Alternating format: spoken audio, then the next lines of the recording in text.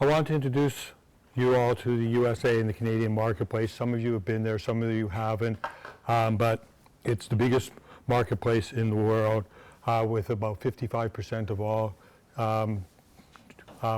technology sold in the world goes through Canada or the United States. Canada is, I talk about Canada, one, because I am a Canadian, although 85% of my business is done in the US. But Canada is a much more forgiving marketplace than the US marketplace. We'll talk about that as we go through. So if you're really nervous about coming into North America, Canada is a much easier way. If you feel comfortable that your product is up to date and it is everything you want, you aren't quite sure if your products are going to do good in the North American marketplace, if you have questions about it, if you have concerns about it, not only will they talk to you more and give you more advice back, but they'll also accept the fact that you're new, and they'll let you come in a second time. Whereas in the US marketplace, they want to be the first one to have a good product out fast, as quickly as they can get it. They don't want to help you at all. They have no interest in you. They have interest in how they're going to make money. And it's not a bad thing. I mean, once you get in there, and if you have the right products, you can do fabulously. Unfortunately, if you fail in the US, and if you do it on a large scale at the beginning, you'll never get back in. So unless you change the name of your company and what you do and so on.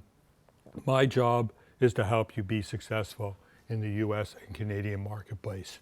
And it's something I've been doing for 33 years, so I feel really comfortable about it, and I basically will be able to help you miss, or at least hope so, miss the problems or be able to get out of the threats and so on, and to take advantage of the opportunities.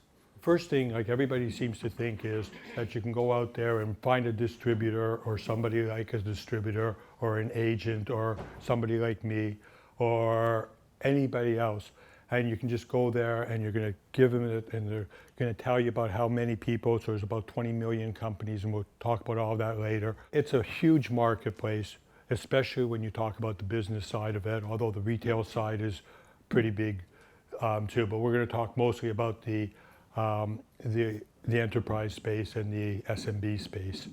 You have to start thinking about where you're going and where you have to go. If you go into this marketplace and you just drop whatever it is, whether it's a SaaS solution or it's a hardware solution or whatever you're doing, if you just try to leave it with somebody and expect them to sell your products for you, you're going to die. There's no ifs, ands, or buts. You cannot do it that way. So what you really need, first of all, is you need a product that's working. So if you're coming into the US marketplace and you're hoping to do this as your beta test, wrong place to do it. The Canadian marketplace, you could get away with doing that, but you're not going to do a beta test in the US marketplace, and that's where you start. So you need to make sure that your product's working properly, doing what it's saying, that you have a good, excellent elevator pitch. And we'll talk about that later, but it's so important that if you have that, because most people, especially again in the US marketplace, they're not going to sit there and want to read through all the miles and miles of collateral material that you have. They want to get in, they want to find out what's good for them, why is it good for their customers if you're going through a two-stage, so through the channel. And then once you're through that part, then you can start moving. So to do that, you've got your beta test, so you have your product in place, you have your beta test in place. The next thing that you need to do is have your elevator pitch in place. So you've got some places, where you're going. Then you need to start thinking about, okay, who are actually the best possible customers for you? Okay, so not who's the channel person, but who's the end user that you want to speak to. So if you don't know who the end user is, you better start finding out. Like, who are the ones that are doing it? Because if you go out to the channel and you just try to if you don't know who your end users are, then the channel partners that you bring in are going to be all over the place. And even though you're probably not going to be It doesn't cost you a whole lot in money to get them. You don't want to do that because then you have to start sorting them out and who do you want to work with and who don't you. If you know the groups that you want and what type of people, then you can go out and target the right channel partners a whole lot easier. 99% of the companies that I've worked with have never, ever gone out and done a profile on what their end user customer looks like. The only company I can remember that's ever done that was Dell Computers. And every other one of them, I've gone in there and I said to them, well, what's your end user look like? And they go, well, you're a channel guy, why do we care? And I go, well, because you're not going to go anywhere if you don't know who your end user is. You know, and you can't expect the channel to take on your product if they don't know who it is. So that's a real key important piece to get that done. After that, you also have to start thinking about how you're going to open up a business in the US or in Canada. So are you going to be running it from Israel? And then if you have all sorts of problems with service and support and all that type of stuff. But it can be, you can do it. Are you going to go in there and if you're worried about problems, or if you have a product that is in the healthcare industry, let's say, and you get sued because something goes wrong, you don't want to lose your company here, so you have to talk about what type of if you're going to open up a company there, are you going to make sure you have limited liability company as opposed to going in there as a individual entrepreneur, because you're going to save $300 or $400 in U.S. money, but you're going to not have the cloak around you that says that they can't sue you based on being a limited company. And so they can sue your company, but they can't sue you personally, and they wouldn't be able to most likely they wouldn't be able to win a case against your company here. The worlds are changing, and as the worlds are changing, there's new rules that are coming up and going on all the time. So you have to look at how you're going to do your banking, your taxes, the labor market is a real big issue these days, because you have to look at minorities and as you're growing and so on. All of these different things come together. So if your company has a company of 1,000 people and you have no visual minorities in there, somebody can take you to court and probably win. There's all the social issues that are out there now, the environmental conditions. So if you do have, just out of curiosity, how many of you do have or are working on a hardware product in here? 3, 4, 5? That's what I figured. Is everybody else working on a SaaS? Or who's not working on a SaaS or hardware? Okay, that's about what I expected. If you look at the Israeli marketplace, I don't know if any of you even know the stats on your own marketplace. You have about 7 million people here with 7,000 IT companies, which if you go anywhere else in the world, you'll never find anywhere where you can get 1% of your whole workforce to be IT or of all the companies. Moreover, is what's happening in for raising money. Of all the venture capital that has gone into the IT industry over the last, I think it's 6 years, it might be 7 years now, about 40% of it has come to Israel. So you guys are doing something really right. Matter of fact, it's not even really right. It's almost embarrassing right. It's so far ahead of everybody else.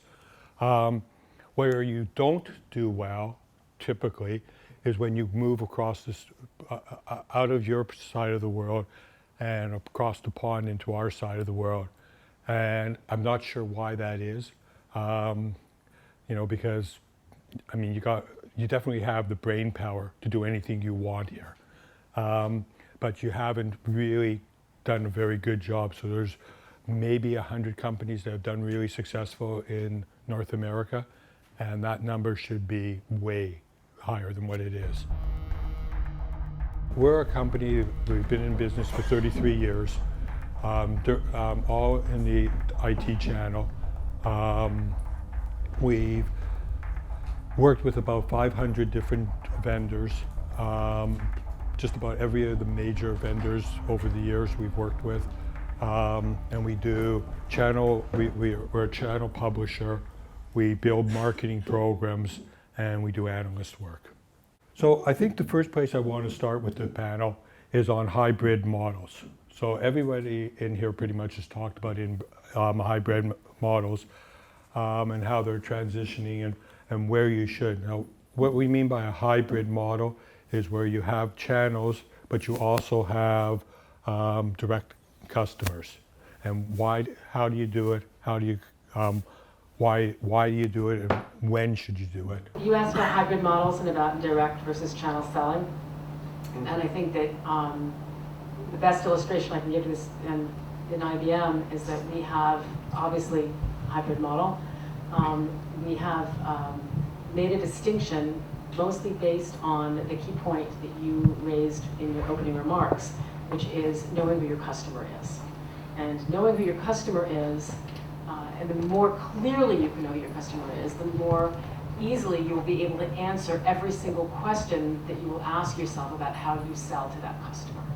So a fairly full profile of understanding who your customer is, why they want your product, how do they want to buy your product, who are they actually interacting with in their daily life in order to buy, what is their expectation about the way that they would buy. These are the things that are going to help you to understand whether you should be selling, you should have a face-to-face resource, a direct seller resource in your company working with the customer, or whether your most effective way of getting to that customer is via the channel. In IBM, we have a situation where we sell to very, very large Fortune 500 companies whose expectation is that they will have a dedicated person that they will be able to talk to from the vendor's site, from the vendor company, in order to be able to handle the transaction and handle the complexity of what they're asking to buy from the company. When you're selling something that's very, very complicated, you need to have a lot of resources around the execution of that sales. And that typically requires a dedicated salesperson. But when you're selling into a customer space that's smaller, a smaller customer, whose trusted advisor is going to be someone who is their local system integrator guy or their local whatever, they're going to be much more comfortable buying from somebody that they can have a direct interaction with. So it's knowing your customer that's going to let you know what you actually want to choose, whether it's direct or a channel. And the fact of the matter is that having a hybrid model allows you to address in much more flexibility the different needs of your customers. While we're talking about a hybrid, the other thing that keeps coming into there is the social media part and how you use social media and how you use SaaS models and all the different things, the cloud and so on. Yigal, I think that's what you like to talk about. Well, my personal experience with Power Design and now with CreditRx is somewhat different because Power Design was selling hardware products, either a semiconductor or boxes, or both. And you don't really use, I would say, the social media because back then it didn't exist, and even now it's somewhat supporting the channels. It's not creating the channels. You have to create the buzz, you have to create, I would say, the supporting surrounding, but this is not making a channel effective or a channel successful.